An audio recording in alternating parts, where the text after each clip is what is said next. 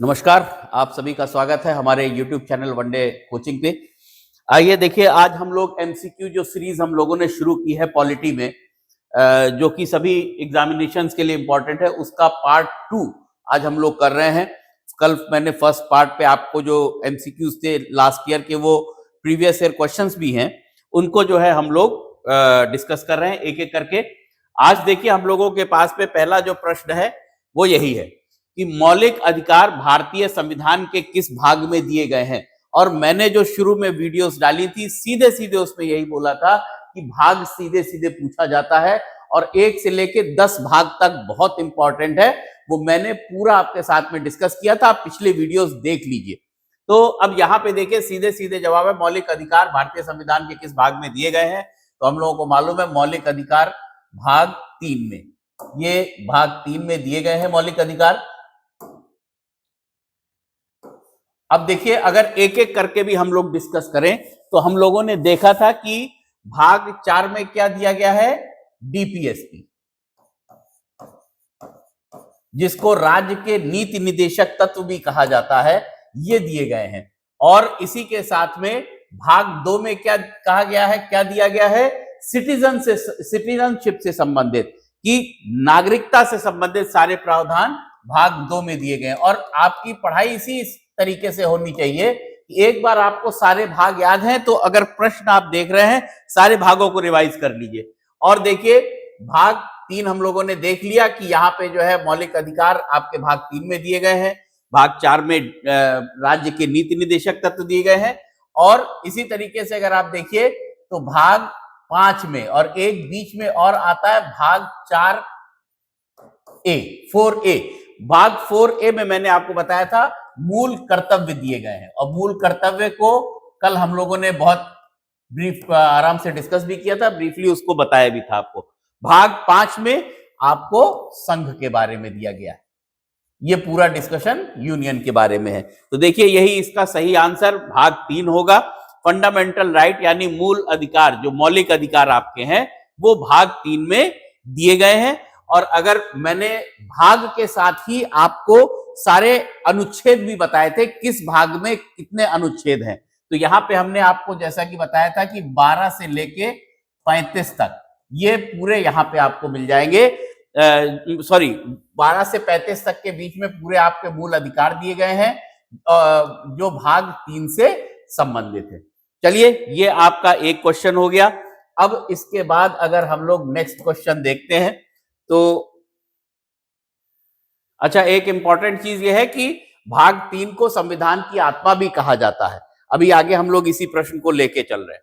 चलिए, समानता का अधिकार, राइट टू इक्वालिटी। और जब मैंने भाग बता दिए थे तो भाग में मैंने आपसे मूल अधिकार कितने प्रकार के हैं ये डिस्कशन शुरू किया था, और उसमें सारे अधिकार मैंने आपको बताए थे। तो यहाँ पे हम लोग बात कर रहे हैं राइट टू इक्वालिटी की, समानता के अधिकार की बात कर रहे हैं।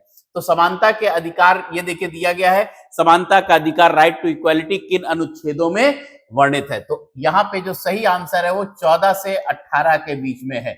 और इसी तरीके से बाकी भी देख लीजिए। 1922 किससे संबंधित है, 19 से 22 जो है ये संबंधित है आपका स्वातंत्र के अधिकार से, स्वतंत्रता के अधिकार से, स्वातंत्र के अधिकार से। और अगर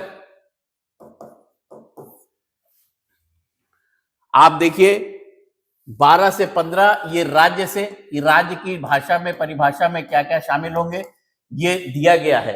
और ये इसी तरीके से इसका पूरा स्ट्रक्चर था, मैंने आपको पीछे वीडियो में पूरा बताया हुआ है। सीधे सीधे ऐसे ही प्रश्न आते हैं, आप आराम से इनको कर सकते हैं।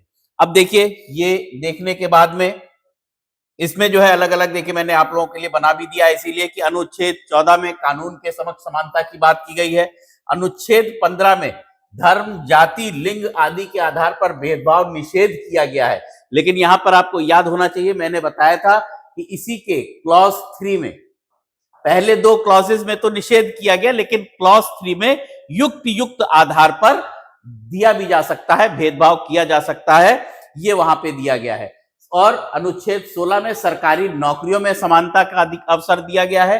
लेकिन यहां पर भी मैंने आपको क्या बताया था कि इसी का क्लॉज 3 जो उपधारा तो अनुच्छेद 3 है, इसी में जो है दिया गया है कि युक्त युक्त आधार पर सरकारी नौकरियों में भेदभाव भी किया जा सकता है। तो याद रखिएगा 17 को मैंने आपको बताया था, आप पिछला वीडियो पूरा देख लीजिए, आपको सब आसानी से मिल जाएगा और यही सब प्रश्न पूछे जाते हैं। हम लोग आपको उतना ही बताएंगे जितना इंपॉर्टेंट है। और 18 में क्या था, उपाधियों का अंत। ये पिछला वीडियो आप देख लीजिएगा, आपके सब क्लियर हो जाएगा और बहुत इंपॉर्टेंट है वो आप देख लीजिए, कई प्रश्न आपके उसी से सॉल्व हो जाएंगे। उसके बाद देखिए नेक्स्ट आता है राज्य महिलाओं और बच्चों के बीच में, महिलाओं और बच्चों के लिए विशेष प्रावधान कर सकता है, यह किस अनुच्छेद में है। तो देखिए यहां पे सीधे सीधे अभी मैंने आपको बताया कि युक्त युक्त आधार पर यह भेद किया जा सकता है। तो यहां पे अनुच्छेद सामान्य रूप से तो वो रोकता है भेदभाव करने से, लेकिन उसी का अनुच्छेद 15(3) जो है अधिकार देता है राज्य को कि वह महिलाओं और बच्चों के लिए विशेष कानूनी आरक्षण बना सके। अब देखिए ये उसी से रिलेटेड है सब क्वेश्चंस, कोई अलग से क्वेश्चन नहीं है। आप एक बार उसको क्लियर से अच्छे से समझे होंगे तो आपको क्लियर होता जाएगा। नेक्स्ट क्वेश्चन अगर आप देखिए तो यहाँ पे दल विरोधी कानून की बात की गई है, एंटी डिफेक्शन लॉ की, किस संविधान संशोधन के द्वारा जोड़ा गया। अब ये देखिए बहुत इंपॉर्टेंट है और बहुत रेलिवेंट भी है, इसलिए आपके लिए जानना जरूरी है। तो पहली चीज तो मैंने कल ही आपको बताया था, कल जो डिस्कशन कर रहा था मैंने आपसे कहा था कि जो 42वां संविधान संशोधन है, मैंने आपको बताया था मिनी कॉन्स्टिट्यूशन कहलाता है, उससे बहुत ज्यादा बदलाव किए गए। और यहां पे आपको ध्यान रखना है कि 42वें के बाद में 52वां 52nd जो अमेंडमेंट था कॉन्स्टिट्यूशनल, उसके द्वारा जो है दल बदल विरोधी एंटी डिफेक्शन लॉ किया गया और इसी के साथ में एक अनुसूची जोड़ी गई, शेड्यूल जोड़ा गया, एक शेड्यूल जोड़ा गया, शेड्यूल 10, अनुसूची 10 जोड़ी गई, जिसमें जो है पूरा एंटी डिफेक्शन लॉ से रिलेटेड था और जिसके डिटेल आप जो है आगे हम लोग जब डिस्कस करेंगे एंटी डिफेक्शन लॉ तो उसको डिस्कस कर लेंगे, ठीक है। अब देखिए इसके बाद हम लोग नेक्स्ट क्वेश्चन को देखते हैं, ये भी बहुत इंपॉर्टेंट था। तो याद रखिएगा कि 52वां था जिसके द्वारा एंटी डिफेक्शन लॉ लाया गया और अनुसूची 10 जोड़ी गई। अच्छा, इसके बाद नेक्स्ट जो क्वेश्चन है वो देखिए, भारतीय संविधान में मौलिक कर्तव्यों को कब जोड़ा गया। अब यहाँ पे दो चीजें, दो प्रश्न इससे इंपॉर्टेंट बनते हैं, दोनों को समझ लीजिए आप। पहला जो इंपॉर्टेंट प्रश्न बनता है वो तो यही है कि भारतीय संविधान में मौलिक कर्तव्यों को कब जोड़ा गया। तो मौलिक अधिकार के साथ मैंने आपको बताया था मौलिक कर्तव्य जोड़े गए थे 42वें संविधान संशोधन, और ये प्रश्न इसी तरह आता है, कभी ये पूछ लेता है कि किस संशोधन के द्वारा जोड़े गए थे। तो याद रखिएगा 42nd अमेंडमेंट 42वां संशोधन था और साथ ही साथ किस वर्ष में था, 1976 में, ये याद रखिएगा। और इसके द्वारा क्या जोड़ा गया, एक प्रश्न और इसी से रिलेटेड पूछा जाता है कि कौन सा भाग जोड़ा गया मूल मौलिक कर्तव्यों के लिए। तो उसके लिए याद रखना है आपको भाग 4A ये जोड़ा गया। और कुल मैंने मौलिक कर्तव्य कल आपके साथ में डिस्कस किया था कि जब जोड़ा गया तो 10 थे और अब जो है वर्तमान में एक बढ़ा दिया गया, अब टोटल 11 मौलिक कर्तव्य उसमें हैं। और ये किस कमेटी के द्वारा लाया गया, स्वर्ण सिंह कमेटी, ये भी आपको याद रखना है, ये भी पूछा जाता है। और साथ ही साथ कहां से लिया गया, तो ये भी आप कह सकते हैं कि रूस के संविधान से इसको बोरो किया गया है। तो प्रारंभ में कर्तव्य देखिए 10 थे, बाद में 11वां जोड़ दिया गया। तो 11वां कब किस बात पे जोड़ा गया, ये भी मैंने कल आपको समझाया था कि जब शिक्षा का अधिकार अधिनियम, कल वाला वीडियो देख लीजिए जो पिछला एमसीक्यू वाला था, उसमें मैंने डिटेल में इसको बताया था आपको। चलिए नेक्स्ट क्वेश्चन देखते हैं। एक ही क्वेश्चन से देखिए कई सारे क्वेश्चन निकल जाते हैं, अगर आपने अच्छे से एक क्वेश्चन भी पढ़ लिया तो उसके आसपास आपको कई सारी चीजें मिल जाती हैं। अब नेक्स्ट जो क्वेश्चन है वो है, राज्य के नीति निदेशक तत्व किस देश से लिए गए हैं।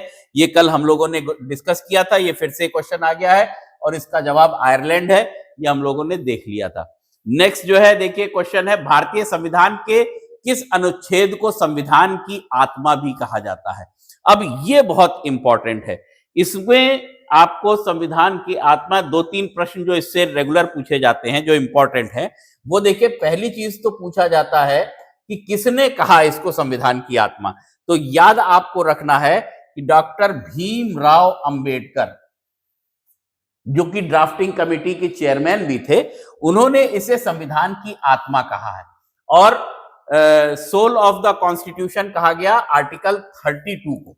क्योंकि मान लीजिए आपको सब, जैसे अब हम लोग अगर एक एक को डिस्कस करते रहे, आर्टिकल 19 अनुच्छेद 19 में क्या दिया गया? स्वतंत्र का अधिकार आपको, जिसमें 6 प्रकार की स्वतंत्रता दी गई, ये मैंने अपने वीडियो में आपसे डिस्कस किया हुआ था।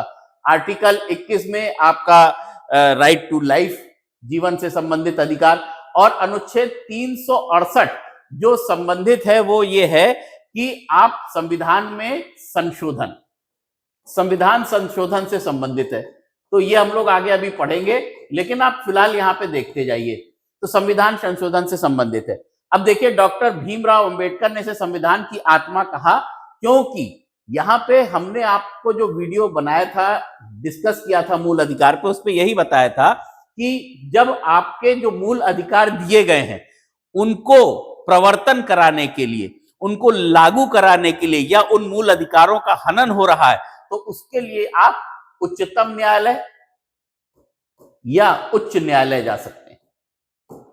तो उच्चतम न्यायालय में आप जब जाते हैं तो वही अनुच्छेद 32 के अंतर्गत, और यहां पे 5 प्रकार की रिट दी गई है। 5 रिट दी गई है, 5 प्रकार की। अभी हम लोग आगे एक एक रिट को डिस्कस करेंगे। 5 रिटें दी गई हैं जिसके द्वारा आप अपने मूल अधिकारों को, अगर हनन हो रहा है तो उसको रोक सकते हैं और सुप्रीम कोर्ट में जा सकते हैं उसके विरुद्ध। नेक्स्ट देखिए, क्वेश्चन इंपॉर्टेंट है, लोकसभा का कार्यकाल सामान्यतः कितने वर्ष का होता है? अब ये देखिए, बहुत इंपॉर्टेंट क्वेश्चन है।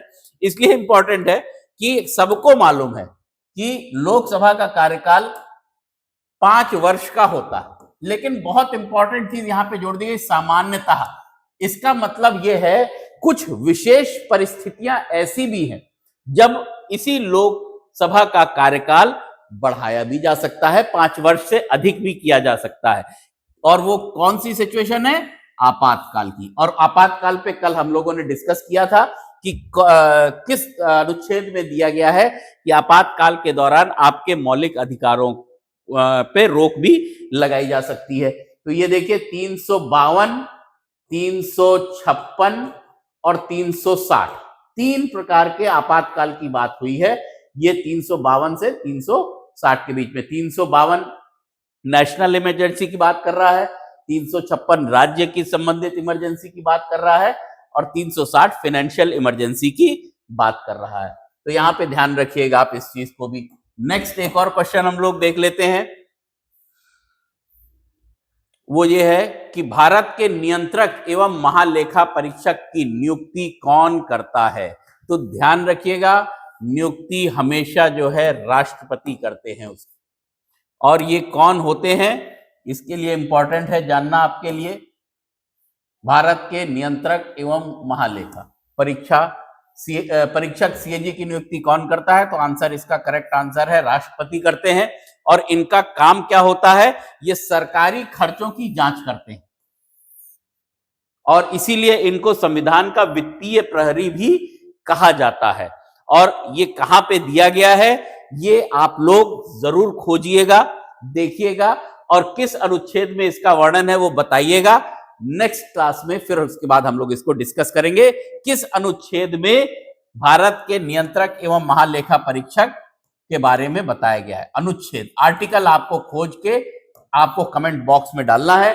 आप डालेंगे तो हमें भी अच्छा लगेगा। धन्यवाद, नमस्कार। फिर नेक्स्ट कुछ क्वेश्चंस के लिए हम लोग आपके पास नेक्स्ट वीडियो में मिलेंगे। नमस्कार।